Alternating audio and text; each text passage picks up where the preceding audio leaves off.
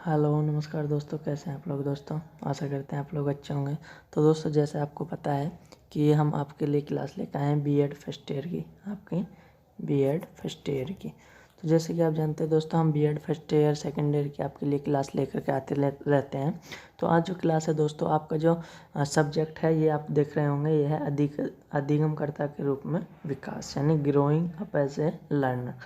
तो ये है आपका सब्जेक्ट और इसका कोड है E103। अगर कोड की बात कहें तो इसका कोड है 103। तो दोस्तों जैसा कि हमने आपको पिछली क्लास में इसमें शिक्षक मनोविज्ञान की विधियों के बारे में बताया जा रहा था, तो दोस्तों उसमें हमने आपको पहली जो विधि थी निरीक्षणात्मक विधि, कौन सी विधि, निरीक्षणात्मक विधि। निरीक्षणात्मक विधि के बारे में दोस्तों बता दिया था पिछली वीडियो में, जिसका लिंक आपको नीचे डिस्क्रिप्शन बॉक्स में मिल जाएगा। और आज जो आपकी आती है इसकी दूसरी विधि आती है दोस्तों, आप देखते हैं यहाँ पे शैक्षिक मनोविज्ञान की विवरणात्मक विधि, यानी इसे दूसरी विधि भी कहते हैं। विधि के बारे में बताइए।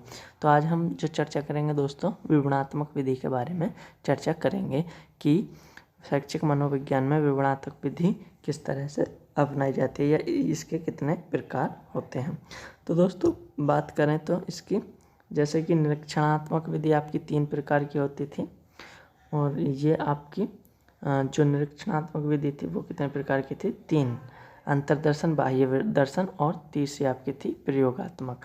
तो नीचे पिछली वीडियो में है उसका लिंक दोस्तों, पिछली वीडियो आप देख सकते हैं लिंक पे जाकर। इसके बाद यहाँ आगे बढ़ते हैं, तो यहाँ पे आ जाती है विवरणात्मक विधि। यहाँ पे आप देख रहे होंगे, यहाँ पे आपकी विवरणात्मक विधि आ जाती है और इसके प्रकार भी आ जाते हैं। तो जैसे दोस्तों आप यहाँ देख रहे हैं विवरणात्मक विधि, जिसे अंग्रेजी में या इंग्लिश में कहते हैं एक्सपोनेंशियल मेथड। तो इसमें आता है आपका दोस्तों शिक्षा मनोविज्ञान की निरीक्षणात्मक विधि के बाद विवरणात्मक विधि दूसरी है, यानी पहली कौन सी थी, निरीक्षणात्मक विधि, जो निम्न प्रकार है। तो दोस्तों वैसे तो ये कम से कम 10 प्रकार की होती है, लेकिन यहाँ पे आपकी जो चर्चा की गई है मेन जो मुख्य विधि हैं उनके बारे में इसकी चर्चा की है, यानी ये ऐसे कह सकते हैं विवरणात्मक विधि की उपविधि होती हैं। जैसे कि नंबर 1 पर आती है विकासात्मक अथवा जननिक विधि। इसमें क्या होता है दोस्तों, जननिक विधि का अर्थ है, यानी जनक नहीं दोस्तों, ये जननिक है। जनिक विधि का अर्थ होता है जन्म या वंश के आधार पर।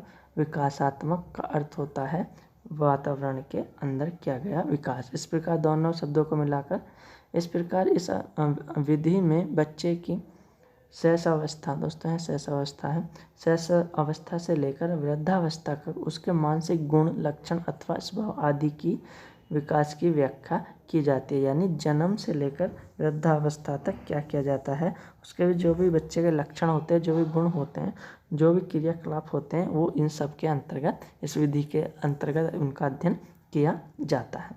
तो ये आपके हो जाते हैं दोस्तों विकासात्मक विधि। इसके बाद आती है नंबर 2 पर आपकी आ जाती है यहाँ पे व्यक्ति इतिहास विधि। व्यक्ति इतिहास विधि, जैसे कि आपको पता ही है दोस्तों, नाम से ही पता चल रहा है कि इतिहास होता है इसमें, यानी व्यक्ति से जो पुरानी जुड़ी घटनाएं होती हैं वो इसमें आती हैं। देखिए दोस्तों पढ़ते हैं इसमें, इस विधि में किसी व्यक्ति अथवा उसके व्यक्तित्व के साथ जुड़ी घटनाएं तथा अर्जित घटनाएं, योग्यताएं, मनोवृत्तियां, अभिरुचि, स्वास्थ्य, शिक्षा आदि से संबंधित गुणों का अध्ययन किया जाता है। यानी जो उसके प्रचलित गुण होते हैं, जो उसकी मुख्य रुचि होती है, उसमें मुख्य भूमिका में वो व्यक्ति भाग लेता है।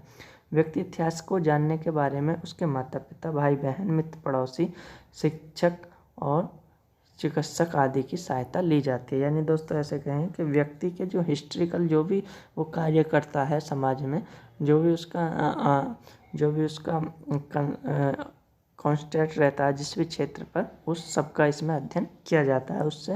इसके लिए उससे भाई बहन यानी परिवार से, उसके पास पड़ोस से और उसके शिक्षक चिकित्सा आदि सबसे मिलना होता है।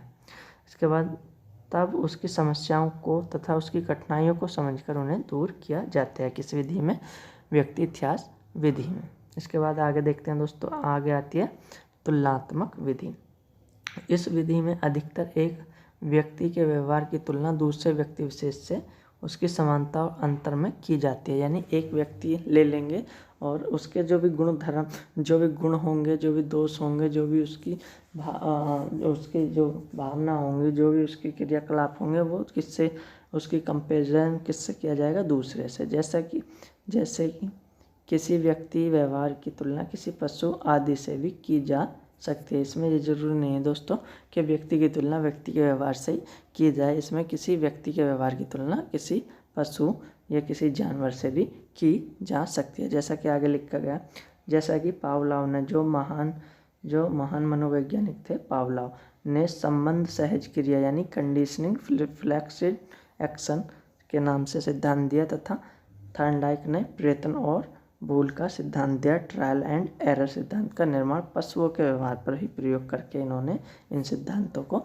दिया था। तो दोस्तों ऐसा कह सकते हैं कि इस विधि में किसी व्यक्ति के व्यवहार की किसी पशु से या पशु के व्यवहार की किसी व्यक्ति से भी तुलना करके सिद्धांत दिया जा सकता है, इसकी जो है क्रिया की जा सकती है। इसके बाद आगे देखते हैं दोस्तों, आगे जो आती है आपकी यहाँ लिखा मनोविश्लेषणात्मक विधि, जो दोस्तों बहुत ही महत्वपूर्ण विधि है। किसके हिसाब से, मनोविज्ञान के हिसाब से यह है मनोविज्ञान की सबसे महत्वपूर्ण विधि है।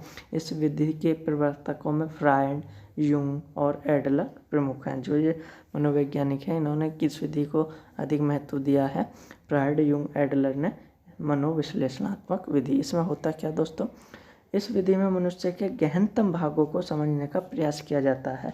अब से पहले क्या था दोस्तों, ज़्यादातर उसके मनुष्य के जो व्यवहारों की तुलना की जाती है, उनका अध्ययन किया जाता था। लेकिन इसमें क्या, इसमें जो मनुष्य के गहनतम भाग होते हैं, जो छिपे भाग होते हैं, उनका विश्लेषण यानी मन का विश्लेषण करके उनका अध्ययन किया जाता है। मनोविश्लेषणवादी मानते हैं कि मनुष्य का चेतन मन की तरह अचेतन मन भी होता है। यानी जैसे कि हमारा एक चेतन मन होता है जो अच्छे कार्य करता है, उसी तरह से एक अचेतन मन भी होता है जो अधिकतर बुरे कार्यों में लिप्त होता है। अचेतन मन मनुष्य की अतृप्त और दमित इच्छाओं का पुंज होता है। यानी सारी जो अतृप्त और दमित इच्छाएं होती हैं, इसी में दमन रहती हैं, जो कभी कभी व्यक्ति के आचरण में दिखाई देते हैं। तब इस व्यक्ति के मन का विश्लेषण करके ऐसे गुण वाले व्यक्ति की पहचान करके उसके बारे में अध्ययन किया जाता है। तो दोस्तों इस तरह से उन्होंने बताया कि जो हमारे मनुष्य के अंतर होता है, दो प्रकार के मन होते हैं, एक चेतन और एक अचेतन। जो एक सही कार्य करता है, दूसरा गलत कार्य के लिए प्रेरित करता है। इसके बाद आगे देखते हैं दोस्तों, आगे नेक्स्ट विधि आती है आपकी निदानात्मक विधि।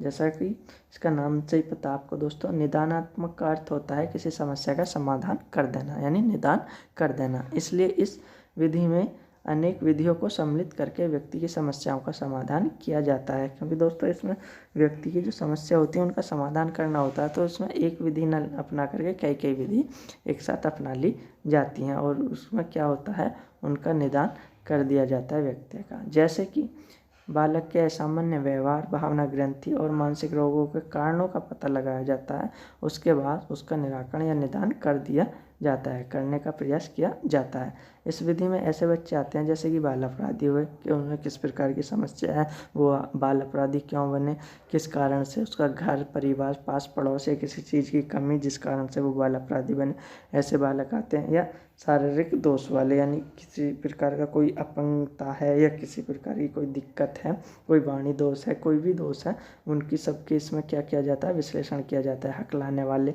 संवेगात्मक रूप से अस्थिर बालक और पढ़ने में कठिनाई महसूस करने वाले बालक, ऐसे बालकों का क्या किया जाता है दोस्तों, इनका पता लगाकर इनका निदान किया जाता है इन समस्याओं का। इसके बाद आगे चलते हैं दोस्तों, नेक्स्ट विधि आ जाती है आपकी, जो आपकी है सांख्यिकीय विधि। वैसे तो इसमें दोस्तों सांख्यिकीय विधि इतनी महत्वपूर्ण नहीं है इसके हिसाब से, फिर भी पढ़ लेते हैं दोस्तों। इस विधि का प्रयोग मनोविज्ञान में इसलिए किया जाता है कि किए गए प्रयोग, यानी जो भी हम प्रयोग करते हैं, चाहे पशु पर करें, चाहे मनुष्य पर करें, चाहे मनुष्य के मन पर करें, उन सब का प्रयोग तथा उनके परिणाम अधिक विश्वसनीय और प्रमाणिक हो सकें, इस विधि का प्रयोग किया जाता है। इस विधि में उस सामग्री का प्रयोग किया जाता है, उसका विश्लेषण किया जाता है और परिणामों की विश्वसनीयता तथा वैधता का निर्धारण किया जाता है। तो ये इसकी वैधता बढ़ाने के लिए इस विधि का प्रयोग किया जाता है। तो यहाँ पर आपका होता है दोस्तों एंड। तो मिलते हैं नेक्स्ट वीडियो में, तब तक के लिए धन्यवाद दोस्तों।